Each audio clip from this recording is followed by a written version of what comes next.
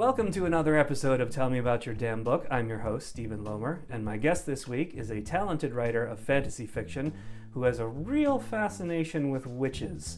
We'll find out a little bit more about that, but for now, please welcome Susan Catalano. Hello, welcome. Thank you so much for being here. Happy to be here.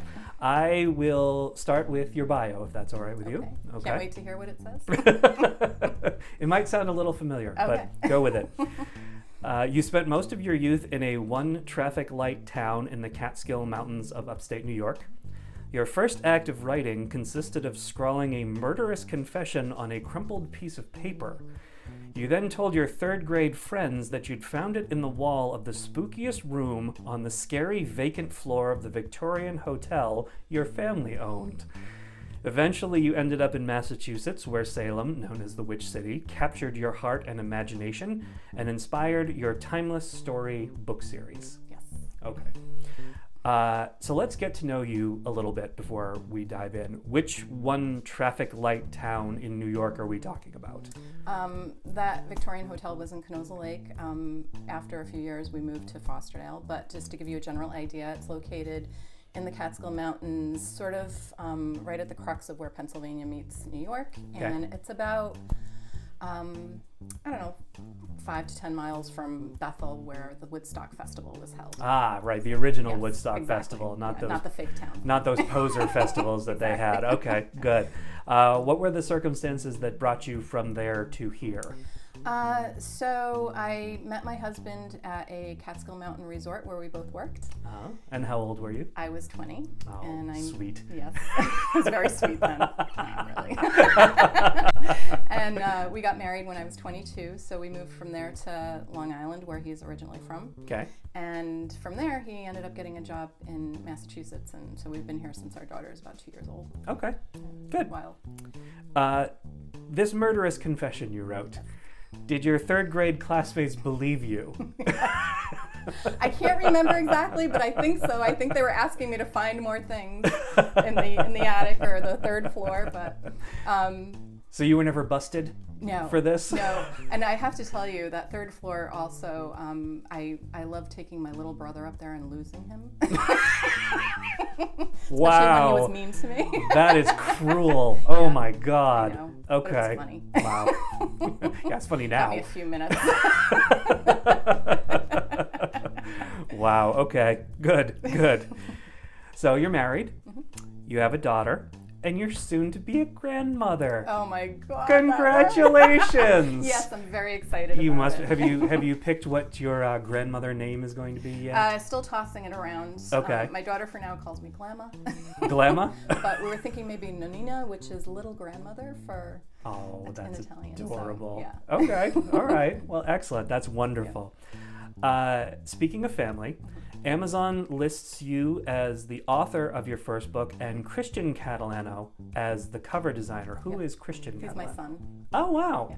So he designed your book covers. He's done all my book covers. Wow. He's a talented kid. Yeah, he is. Nice. He's very talented. Okay, runs in the family. Yes, we just have different outlets. We all do. It's fine. Let's talk about Salem and witches.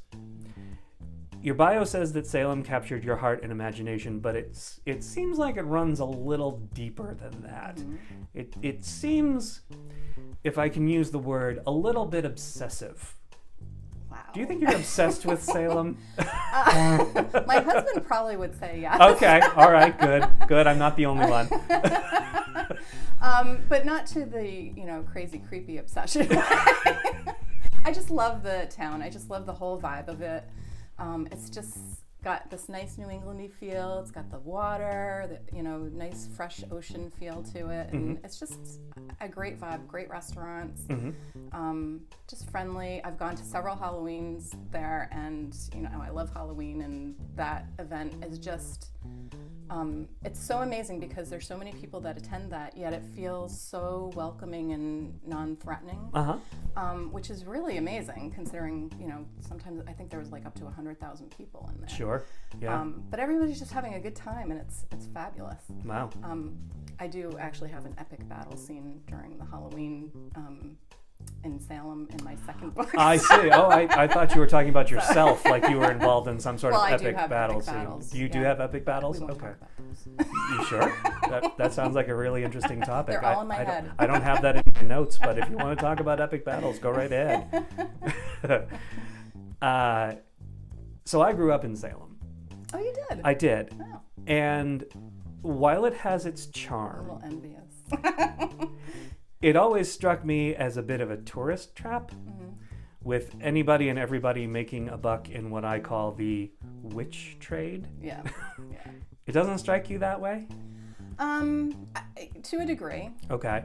But I think if you look kind of past that, because I think there's also an effort to maybe not so much capitalize, but also memorialize what happened to those 20 people. Mm-hmm. And so I appreciate that, that they're not forgotten, that there's a ceremony to honor them and, you know, sort of set the story straight. Okay.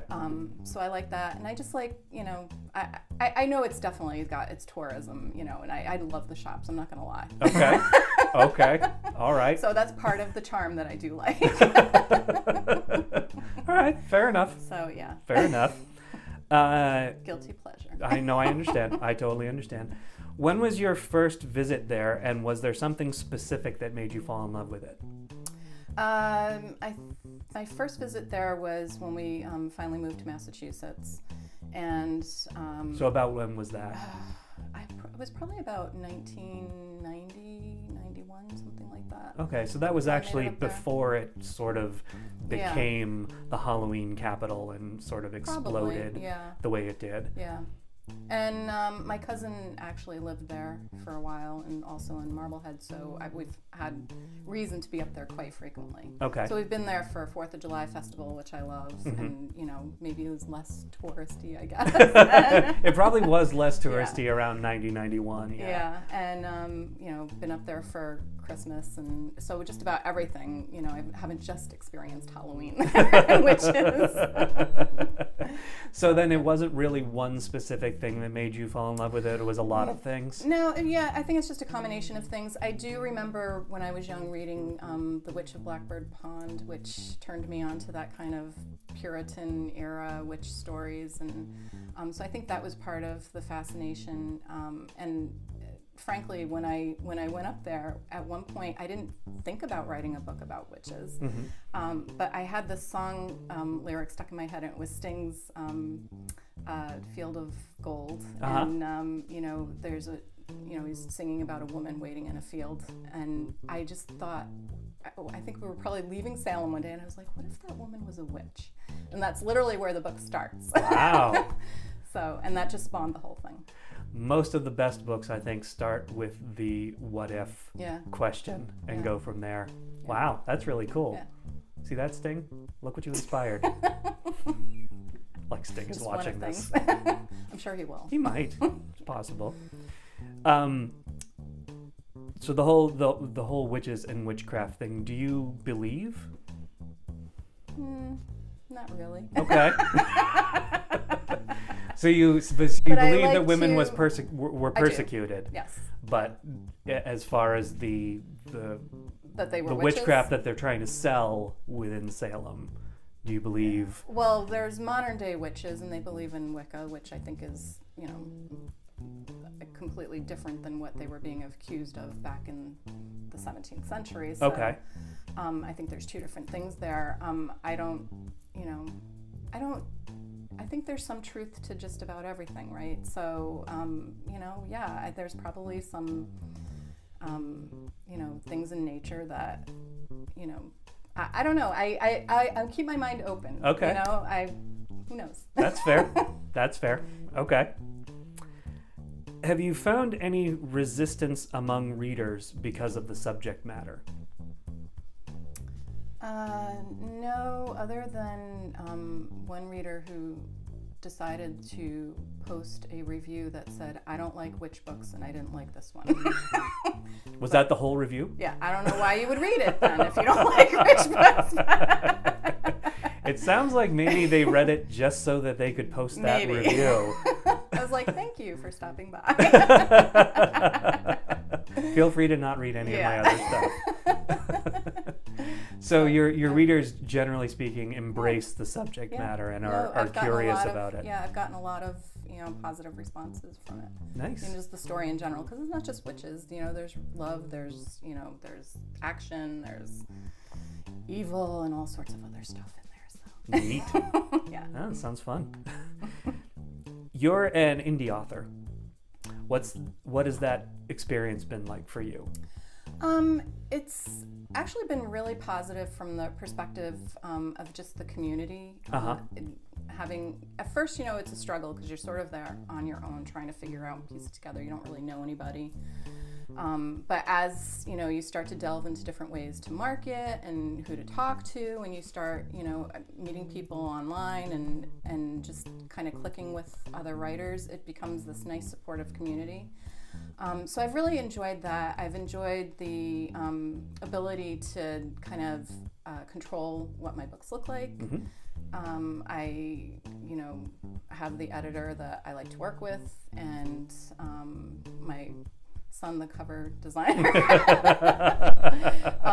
So I like that. I like being able to release when I want to release. Mm-hmm. For instance, the project that I'm working on now, what I'd like to do is, it's a 3-book series, and I want to have the first 2 completely done and the third one in a good enough state before I publish the first one, so that I can have them knocked out probably within 4 months or so of each other. That's smart. Yeah, so I mean, you couldn't do that with traditional publishing. I mean, there's some things that would be nice from the traditional viewpoint. Obviously, some more of the exposure aspects and the money. Let's be honest. Well, yeah. We're both indie authors here. Yeah. The money. Yeah, that would be nice too. Fine. Did you pursue traditional pub in any way before? I did. I started writing queries. I got some requests for full manuscript, which was really encouraging. But then it's just a long process, and I just didn't feel like at this point in my life that I wanted to spend several years trying to get an agent, then several more waiting for the book to come out. I just kind of wanted to do it now. Right. So. Right. Yeah, I feel the same way. What other genres appeal to you besides fantasy? Well, I like horror. Okay. I actually read just about anything. I mostly lean towards fantasy, and a lot of YA fantasy I like too. Interesting. What is it about YA fantasy? I don't know. I think I'm stuck in the mind of an 18-year-old. That might be it. My main character in this book is 19, so. Okay. Yeah, it's just, I don't know. I like it. I like, probably part of it is the freedom from having a job and anything like that. Like, you can just go on adventure, right? Mm-hmm.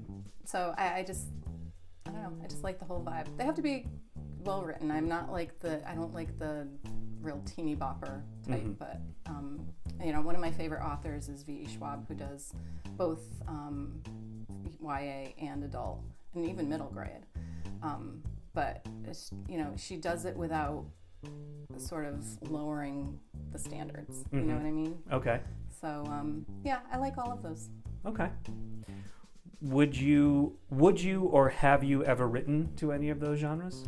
I am currently working, the trilogy that I'm working on is, I think, going to be a YA. Oh, wow. Okay. So you're not only enjoying reading it, you're writing to it.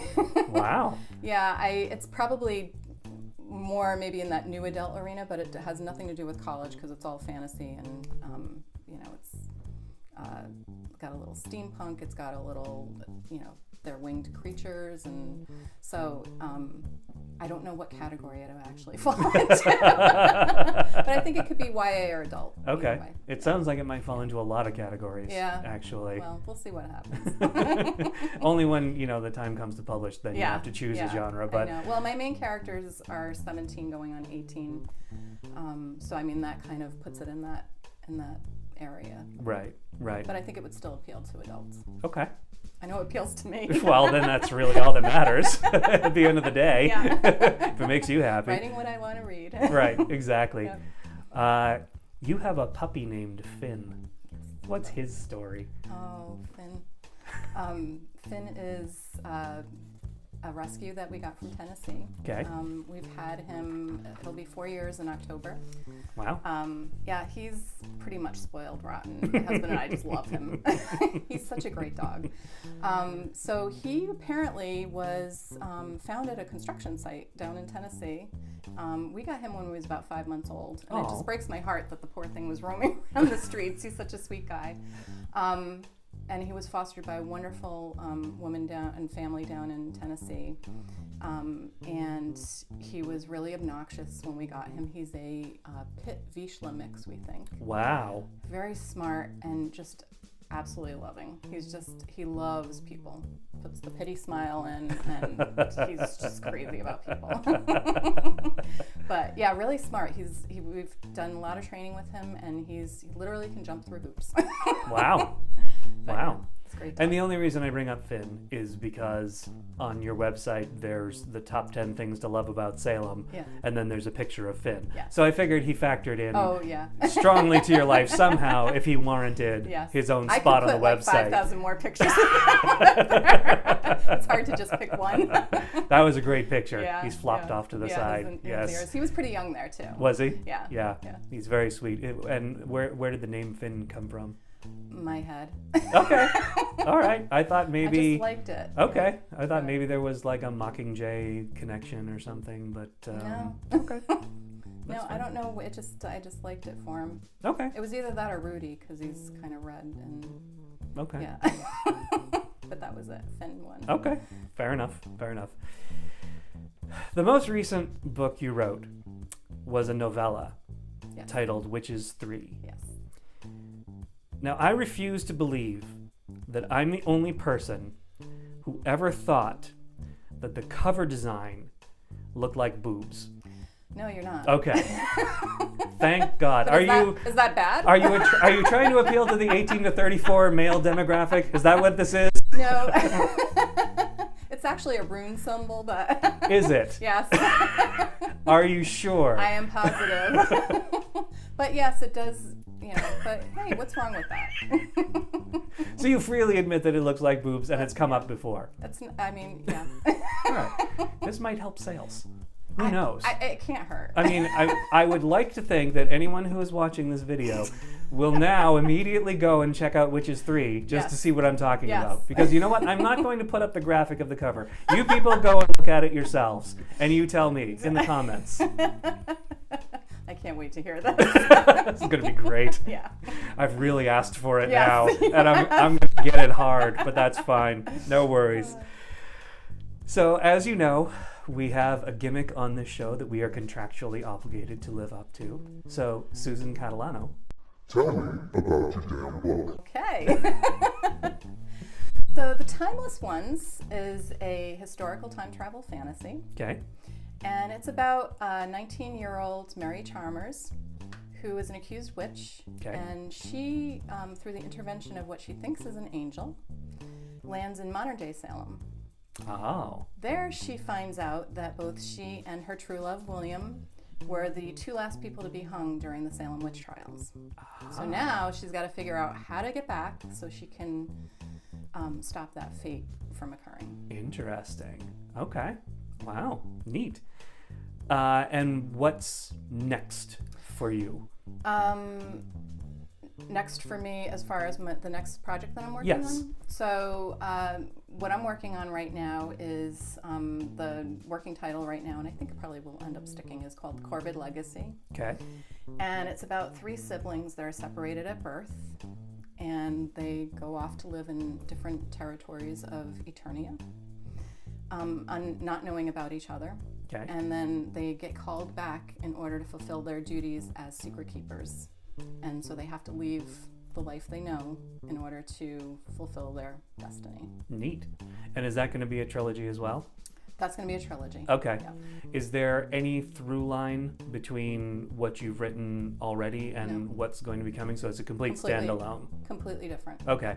Have you, in effect, retired the characters from the current books? Are you done telling stories about them? Yeah, the Timeless Ones ends with A Necessary Darkness. It picks right up after the Timeless Ones ends, and it finishes out the story with an epic battle between Mary, William, yes, that Halloween battle, Mary, William, and the tall man who you would know as the devil. Aha, okay. So it's a little darker than Timeless Ones, but it pretty much ends there. And I actually thought it was going to end there altogether, except for those 3 witches that decided they had a story too. So I gave them a little airtime.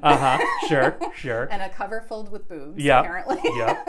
Nothing wrong with that. Yep. So that should end it, I think. Okay. Although some people have asked for a little more, because I introduced a couple of characters at the end of A Necessary Darkness in an epilogue. Okay. Which could potentially become something, but right now there's nothing in the works there. Okay. Do you miss those characters? Yeah, they were great. Yeah. It was very hard to say goodbye. I just love them. Yeah. Right. Yeah, that makes perfect sense. Yeah. We have a segment on the show called Questions from the Great Unwashed.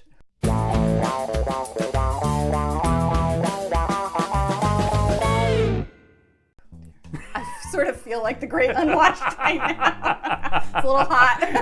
It is a little hot in here. It's like 9,000 degrees outside. Yes, and it's about 10,000 degrees in here. Yeah. So we are actually the Great Unwashed. We're great. But these are questions from other Great Unwashed, submitted via social media for you. It's a mixed bag. You never know what you're going to get. So I will present them to you. And let's see how this works. Yes, exactly. I'm better at staring at a blank screen and filling it up with a sentence or two. Okay. All right. Well, you know try what? Take your time. give it some thought. And then if you decide that you don't want to answer it, that's all fine. Okay. Jack from Connecticut asks, who is your favorite famous witch? Samantha? Come on. Really? Of all the witches to choose from, you choose Samantha? It might have to be from Roald Dahl's The Witches, Angelica Houston. Oh. Yeah. And why? It was just so, I love Roald Dahl. Okay. And I just thought she had a good amount of camp and creepiness combined. Okay. And I guess those are 2 good qualities for any famous witch to have. I do like camp every now and then. Okay. So a little like Hocus Pocus along those lines. Exactly. Okay. I love a good, scary movie that's got a little bit of relief in it. Gotcha. Okay. All right. Astrid from Pennsylvania asks, how many unpublished or half-finished books do you have? Oh, goodness.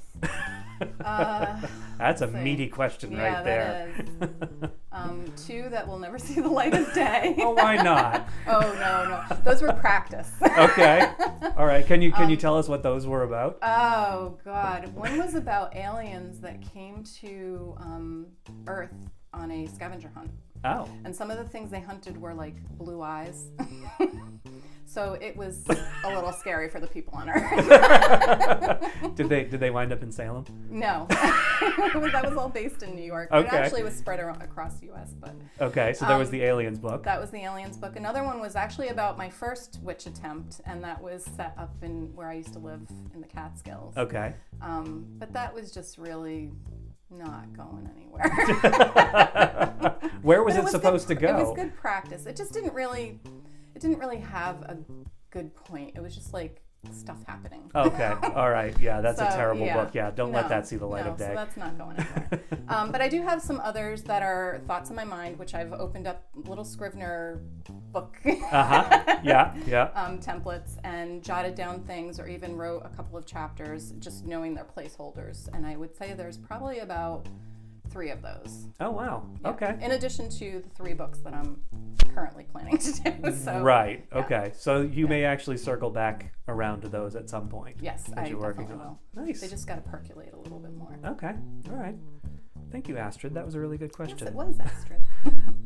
Think Ployd 24. That's great. I'm confused. Think Ployd. Don't worry about it. Just go with it. Okay. Asks, what's the weirdest thing you've seen in someone else's home? I'm going to look in your house. Yeah. Well, you don't often see a lighting rig in someone's house. No, I guess that's this weird. is unusual. The weirdest thing I've seen in someone's home. Yeah, what an odd question for an author. I honestly can't think of anything. You can go with the lighting rig here if that's the weirdest thing that comes immediately to mind. Just so that you have an answer for Fink Ployd 24. I'm sure there's been really some weird things that I've seen, and probably in my own home. Okay, there you go. So, so a better question is, what's the weirdest thing you've seen in your own home? Talk about that. Maybe not. Okay, fair enough. Sorry, Finky. That's fine. That's fine. You never know where these are going to go, so it's all good. Mary from West Virginia asks, do you have any nicknames, and if so, what are they? Not really. I mean, Sue is probably as creative as it gets, but no. I used to be called Frankie Baby because my last name was Frank before I got married. Frankie Baby. Frankie Baby. Okay. All right. But that had a brief life. Didn't really catch on? No. Okay. All right. I think I tried to squash that. Sure. I totally understand. But yeah, I can't really think of any. Okay. Any special. So Sue. Sue. Okay. Yeah. Great. Sorry. Sorry, not Mary. very exciting. No. You can give me one if you like. Let me think on that. We'll let Mary do it. We can. Mary Be from nice, West Mary. Virginia. If you want to give her a nickname, let us know what it is. And finally, Lupe from New York asks, if Hollywood made a movie based on your life, who would you want to play you? I guess I have to think of somebody younger, right? Most people would, yes. Yes. And I can't think of a damn actress in my head right this minute. Really? With the camera in your face and I all know. these lights around you and the heat and the microphones, you can't Just think? Complete blank here. Well, let's see. Who's a hot actress right now? How about Rose Byrne? I guess so. She's more of a kind of Nicholas Sparks kind of girl, isn't she? I suppose so. I'm not sure I'm there. You know something? One of the stars of The Big Bang Theory, Melissa Rauch, she's 4'11", so I don't know if physically she would be a good stand-in for you. Well, she's shorter than me, so that feels good. There you go. So you would, you could visit the set and tower over her. I like doing that. I like towering over people. Sure. I don't really get to do that. You don't have the opportunity all that often. Yeah. Unless I, stand on things. Stand on things? Yes. Like what? Like boxes. From weddings. Sure. Yes. Sure. No, I understand. And this is the final question that I ask everybody who comes on the show. It's 100 years in the future. A young person visits a library and approaches the librarian and asks about Susan Catalano. What does the librarian say about you? Yes, right over here we have a whole aisle dedicated to her books.